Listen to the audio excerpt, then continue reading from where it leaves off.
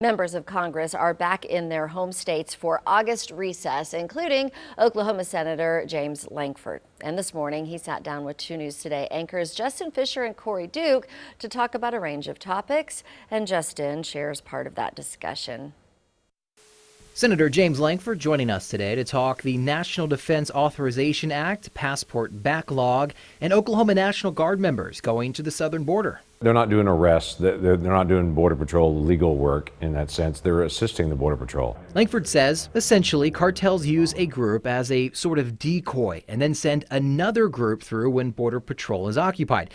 That's where the National Guard comes in. What our Border Patrol needs are additional eyes and additional bodies to be able to help them. So while they're actually doing the arrest at the border, they need additional people out there to be able to cover the unwatched areas. The senator says those extra bodies are exactly what is needed right now. I've been at the border multiple times, talked to Border Patrol and Customs and Border Protection. They're incredibly grateful for National Guard additional eyes and ears that are there. Lankford tells us the solution at the southern border includes enforcement of the law and changing the definition of asylum. Asylum doesn't mean I want to come to America and work.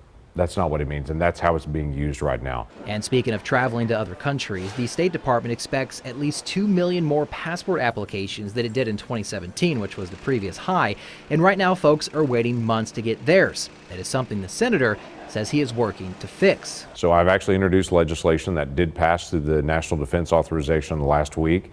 It's on its way to actually becoming law. That bill includes tracking of your passport and sets time limits on how long it will take. This should be a fixable issue, but the State Department can't get behind like this again. This is very inefficient government.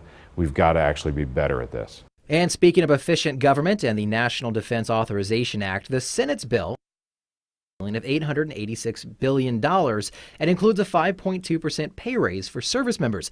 Lankford says there is a lot to work through in both the House and Senate bills and conference committee, but Congress will get it done. We've had very contentious bills in the past to be able to work through. We're going to work through this one as well. Justin Fischer, 2 News Oklahoma. And you can watch the full interview with Senator Lankford on our website, kjrh.com.